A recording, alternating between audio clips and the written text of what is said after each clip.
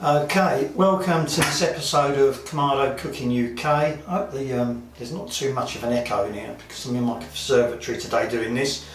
And we're going to talk about sharpening knives.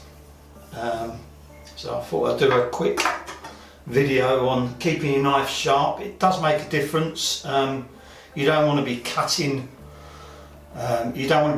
food with a blunt knife. That's dangerous. So you can slip, you're trying to cut away on something and that's it, all of a sudden it cuts through, your finger's there and you've cut your finger purely because it was a blunt knife. Now the first thing we're going to do is we're going to soak. So what I've got here is, this is a brand new stone, Whetstone. Now it's got, if I can hold that up, you probably see that on the side, it's 1,000 grit and 6,000 grit. So obviously the 1,000 is the coarser side. So if the knife is really bad, which these ones I've got, these aren't actually mine, they're from my son, and his ones are so bad, you can do that. That's how blunt they are. I'm not going to really push my hands because it might go through, but if that was sharpened, that would cut your hands instantly. So this is so blunt. So this is the one we're going to be working with today. I've got another one there what I've got to do for him, but we're going to use this one today to sharpen. So as I was saying, so we're going to use that 1,000 side because this is so blunt. We're going to have to start with the 1,000, and then further on in the process we will go over to the 6,000 to finish off the knife and polish it up and get it nice and sharp. But the first thing we've got to do with any type of whetstone, people do use oil on these. You can get an oil stone, but I've never used one. It's a little bit too greasy and messy for my liking. I prefer these whetstones because once you finish using them, you can just stand them on the side somewhere and the next morning they will be dry and you can put them away in the drawer again, pack them away. So the first thing to do with this is to drop it into some water.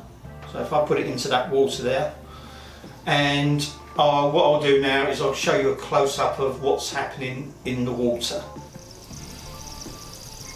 Now hopefully there's enough light that you can see the bubbles coming up. So that's going to take 10, 15, maybe 20 minutes. And what that's doing is getting rid of the air in the stone. So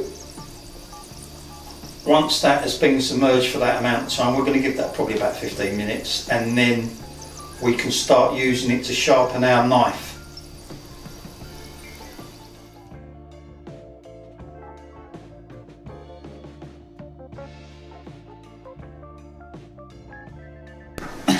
Okay, so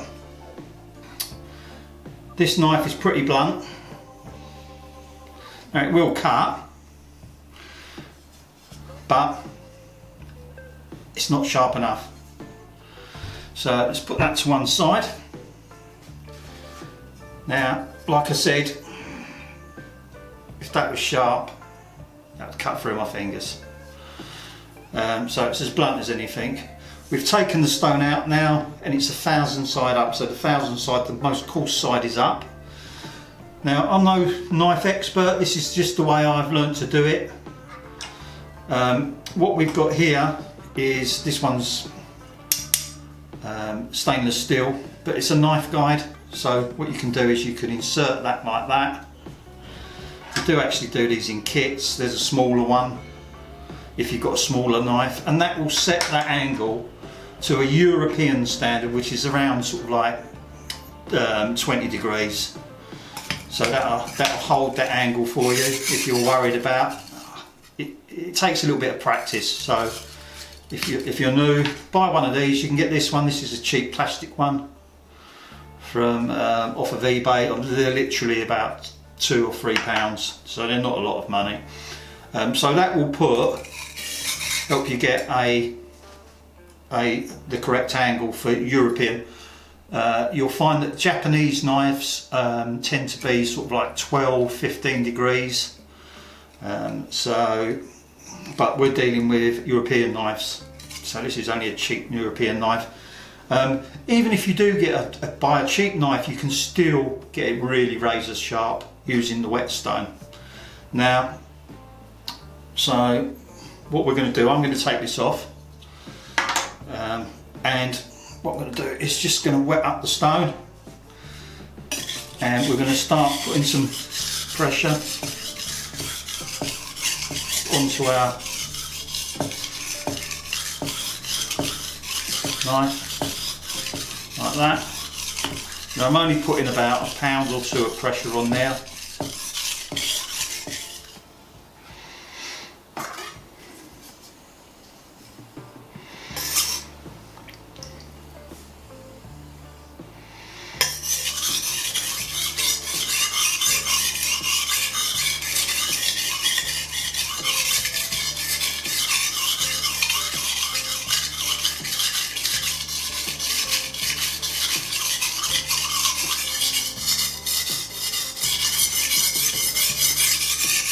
So I've got the knife at pretty much a 45-degree angle going across there. You can go along like that, but that will tend to wear the block out a lot more. So I tend to keep it around that, move it around a lot. And then what I'll do, every now and again, I'll get the actual block itself, turn it round, and carry on. So then it tends to wear the blade, wear this wet block more evenly.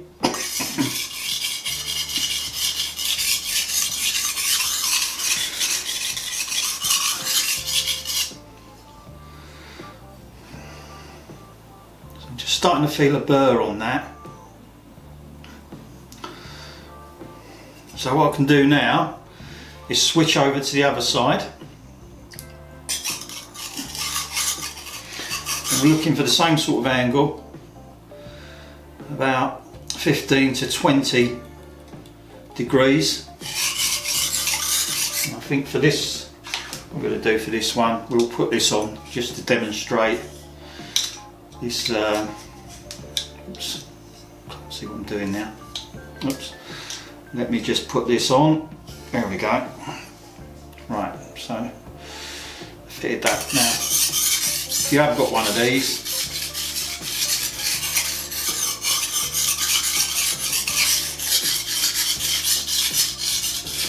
that'll keep that at that height for you.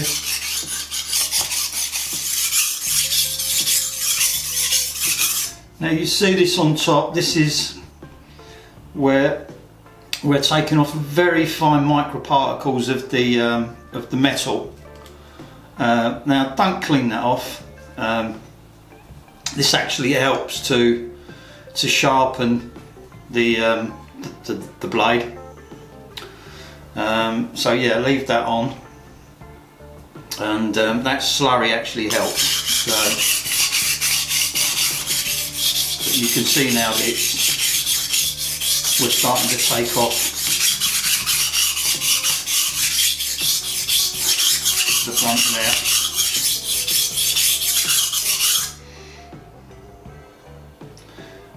I'm feeling it now and again. I'm starting to get a sharper edge on that. I can feel from there that it wants a little bit more work down to the end of the knife. So we'll give that a little bit more. Okay, so that's pretty good now. I can feel quite a sharp edge on that. So what we're going to do now is turn this over, and we're going to start getting the other side sharp.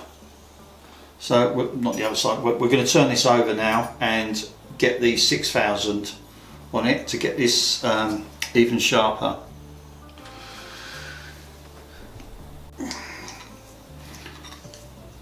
Now I've probably spent about because that was so blunt, I probably spent about 10 minutes in total getting that to there, but that's pretty sharp now. So now we turn it over to the 6000 to get it that much sharper. To be honest, with a 1000, that is pretty sharp. That is pretty sharp now. I wouldn't want to run it along my fingers now, and you can see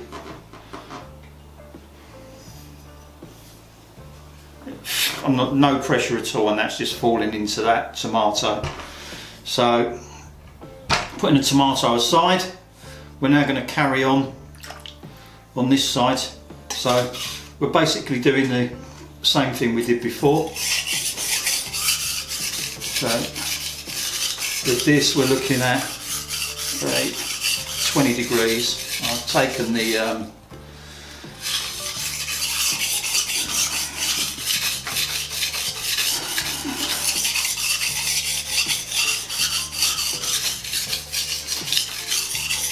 using the whole of the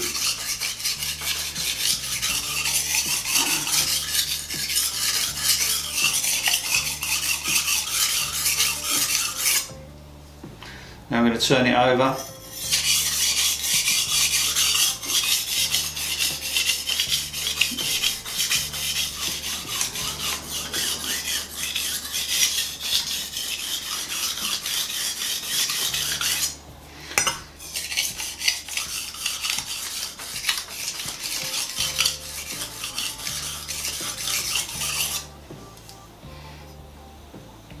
Yeah, that's really starting to sharpen now. That's really starting to get an edge on it. So I'll spend a few more minutes doing this, and then we should be there.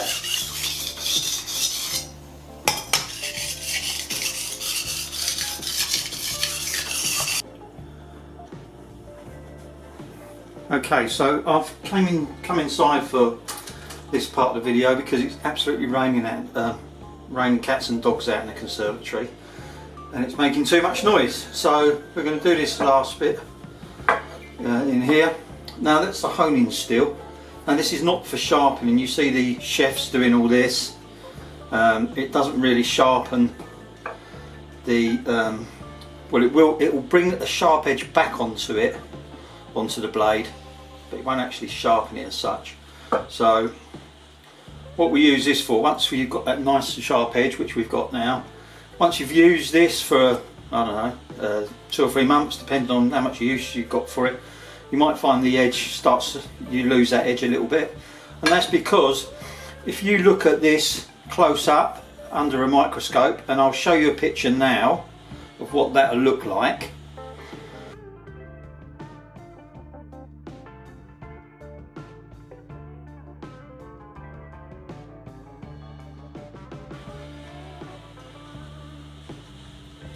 Now you can see on that edge there is, what it is basically is, that is a sharp edge like that, and that is the edge once it started to wear. And what we do with the honing steel is going up either side of the blade, it gradually brings those microscopic bits of metal back so that they align like that, and you get that sharpness back into the actual blade.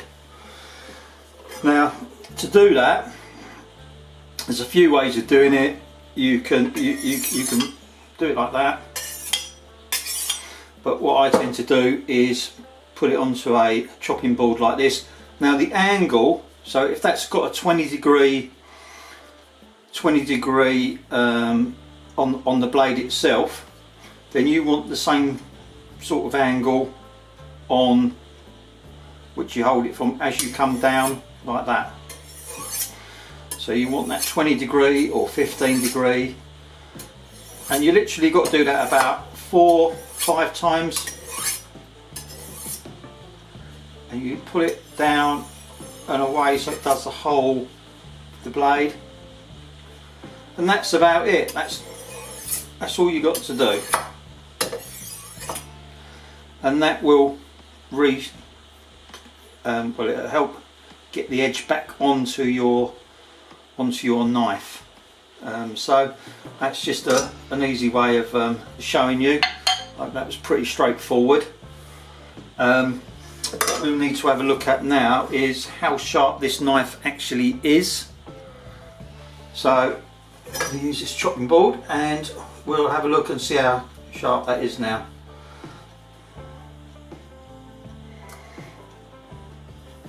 And we've gone from a knife that would barely cut that to, you can get it wafer thin. So that's how sharp that is now. I wouldn't dream of putting that across my hand like I did before, because it would literally cut straight away. So that is razor sharp now,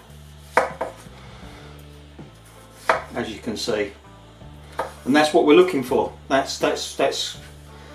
is going to keep your fingers safe, believe it or not, rather than the blunt blade. So I'm going to end up the video there. If you liked it, please give a thumbs up button, press the thumbs up and give it a like. If you like the channel and want to see more content, then please think about hitting the subscription button and signing up. But for now, I'm going to get off, and I'll see you all in the next video, and thanks for watching.